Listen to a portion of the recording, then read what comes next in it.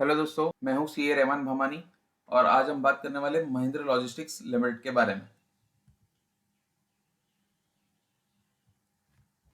तो company incorporate हुई थी 2007 के अंदर और ये पार्ट है महिंद्रा ग्रुप का। और महिंद्रा ग्रुप जो है वो 100 से भी ज़्यादा कंट्रीज के अंदर है, उनके पास 150 से भी ज़्यादा कंपनीज है और वो 22 इंडस्ट्रीज के अंदर उनका प्रेजेंस है महिंद्रा ग्रुप का। और ये महिंद्रा लॉजिस्टिक्स की अगर हम बात करें तो जो महिंद्रा लॉजिस्टिक्स का रेवेन्यू है उसका 47% शेयर ग्रुप कंपनी से ही आता है। मतलब अगर कंपनी कुछ 100 रुपए का बिजनेस करती है तो उसका 47% जो शेयर है वो आपसी ग्रुप कंपनी से ही उनका सेल्स होता है। तो महिंद्रा लॉजिस्टिक्स जो है वो लॉजिस्टिक कंपनी में है, वो तो नाम से ही पता चल रहा है। और उसके अलावा कंपनी का जो है contract logistics, B2B express, freight forwarding, last mile delivery, ये सारी चीज़ों का सर्विसेज कंपनी प्रोवाइड करती है। उसके अलावा उनके पास मोबिलिटी सॉल्यूशंस के लिए भी सर्विसेज है। Employ transportation, airport services, outstation, on call services, ये सारी मोबिलिटी सर्विसेज भी वो कंपनी प्रोवाइड करता है। उसके अलावा कंपनी का जो इंटीग्रेटेड सप्लाई चेन और मोबिलिटी सॉल्यूशंस है उसके लिए ये सारी ब्रांड्स कंपनी ने होल्ड की हुई है, जैसे कि मेरू, शिप्स, लॉर्ड्स, एडल, विजार्ड, 2x2, अलाइट, ये सारी ब्रांड्स जो है वो महिंद्रा लॉजिस्टिक्स की ही है। अभी कंपनी का जो प्रेजेंस है वो ये सारे सेगमेंट्स के अंदर है। मतलब मान लो ऑटो एंड ऑटो कंपोनेंट्स का जो बड़ी बड़ी कंपनी है उनको सर्विसेज महिंद्रा लॉजिस्टिक्स प्रोवाइड करता है लॉजिस्टिक्स सर्विसेज के लिए। ये सारे आप जो ब्रांड्स देख रहे हैं वो सब ब्रांड्स को कंपनी सर्विस प्रोवाइड करती है। सो ऑटो एंड ऑटो कंपोनेंट्स हो गया, FMCG एंड रिटेल इंडस्ट्री हो गई, इंडस्ट्रियल एंड इंजीनियरिंग सर्विसेज हो गया, ई कॉमर्स और mobility services. Share holding pattern हम देख लेते हैं। तो कंपनी का मेजर स्टेक है वो अभी भी प्रमोटर के पास है 58.09%। म्यूचुअल फंड्स के पास 12.14% शेयर है। FIIs के पास 11.55% शेयर है। पब्लिक के पास 11.72% स्टेक है। तो महिंद्रा एंड महिंद्रा जो उनके प्रमोटर है उनके पास 58.1% स्टेक है। उसके बाद कोटक फंड्स जिनके पास 3.3%, स्टेनबर्ग इसके पास 2.4%, गोल्डमैन सैक्स के पास 2.3%, निपॉन के पास 7.1%, आदित्य बिरला सन लाइफ कंपनी के पास 3.4% स्टेक है और Aditya Birla trustee private limited के पास में 2.2% स्टेक है। यूनी इंफ्रास्ट्रक्चर फंड के पास 2.1% स्टेक है। टाटा AIA लाइफ इंश्योरेंस के पास 1.3% स्टेक कंपनी का है। और अगर हम ट्रेंड्स देखें तो 2021 के अंदर FII का होल्डिंग 20.93% था, जो कि कम होके हो गया है 11.55%। और म्यूचुअल फंड का जो स्टेक होल्डिंग 8.88% था वो बढ़ के हो गया है 12.14%। और प्रमोटर का होल्डिंग नियर अबाउट सेम ही रहा है 58% के आसपास ही। अभी हम कंपनी का इनकम देख लेते हैं। तो 2019 हम लास्ट 5 सालों का देखें, 2019 से लेके मार्च 2023 तक। तो सेल्स फर्स्ट ईयर में 3851 था, फिर 3471, 3264, 4083, 5128। तो यहाँ पे ये 3 साल अगर आप देखेंगे तो कंपनी का जो सेल्स है वो कम हो रहा था, बट 2022 के अंदर और 2023 के अंदर कंपनी का सेल्स बढ़ा हुआ है। बट अगर हम ऑपरेटिंग प्रॉफिट की परसेंटेज की बात करें तो यहाँ पे 4%, 5%, 4%, 5% नियर अबाउट उतना ही है। बट जो मेन चीज़ आपको देखनी है वो ये है कि इंटरेस्ट एक्सपेंस जो है वो 2019 के अंदर 3 करोड़ था, फिर 18 करोड़ हुआ। ये सारे फिगर्स करोड़ में ही है दोस्तों, मैंने सब करोड़ में ही लिखा हुआ है। तो इंटरेस्ट यहाँ पे 3 करोड़ था, फिर 18 करोड़ हुआ, फिर 20 करोड़, 30 करोड़ और करंट ईयर में 23 के अंदर वो 52 करोड़ हो गया है, जिसकी वजह से आप देखेंगे तो उनका प्रॉफिट काफ़ी कम हो गया है। 2019 के अंदर 86 करोड़ का प्रॉफिट था, फिर 55 करोड़, 29 करोड़, 35 करोड़, 25 करोड़। तो भले उनका सेल्स बढ़ रहा है बट उनका जो प्रॉफिट आफ्टर टैक्स है वो कंटिन्यूसली कम हो रहा है। 86 करोड़ से वो आ गया है 25 करोड़ के ऊपर।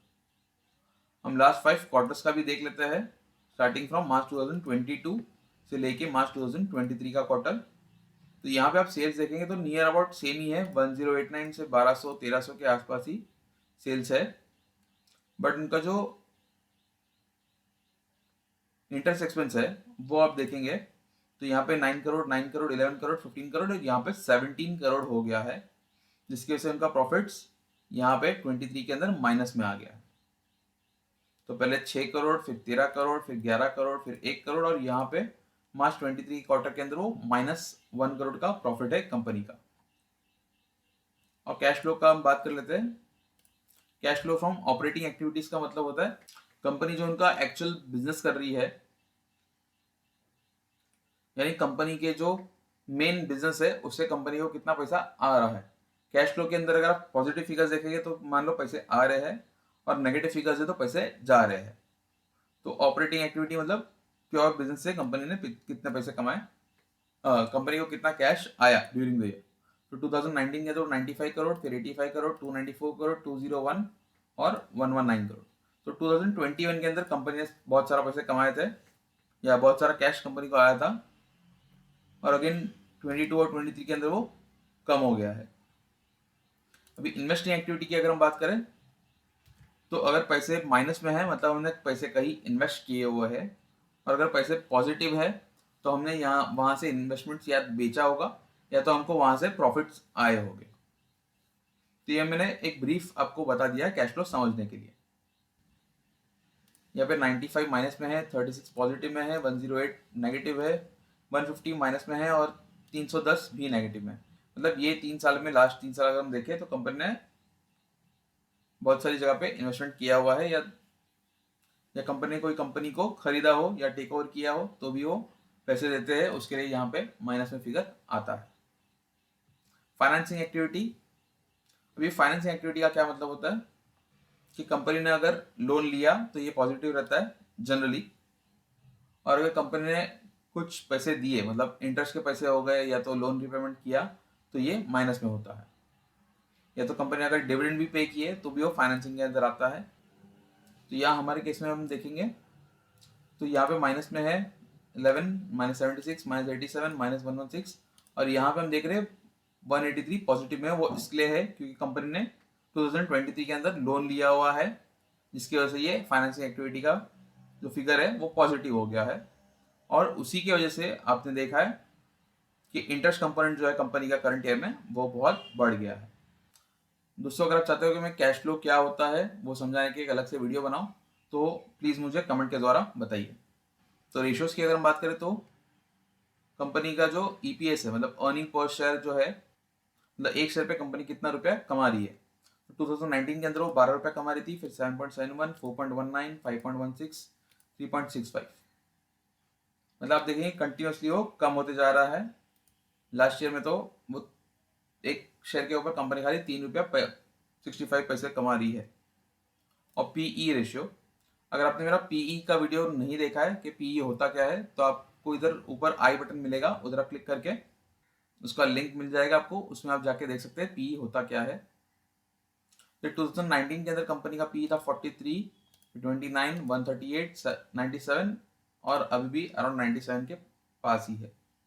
मतलब बेसिकली मैं आपको एक ब्रीफ ओवरव्यू दे देता हूँ कि पीई होता क्या है। कि अगर करंटली कंपनी मान लो कंपनी एक साल के अंदर एक शेयर के ऊपर 1 रुपया कमा रही है, और आज अगर आप 100 रुपये का एक शेयर खरीदते हो और कंपनी का मान लो जो प्रॉफिट हो रहा है 1 रुपया, वो आने वाले ईयर्स में भी सेम रहता है, तो आपको 100 साल लग जाएंगे सिर्फ वो 100 रुपया रिकवर करने के लिए।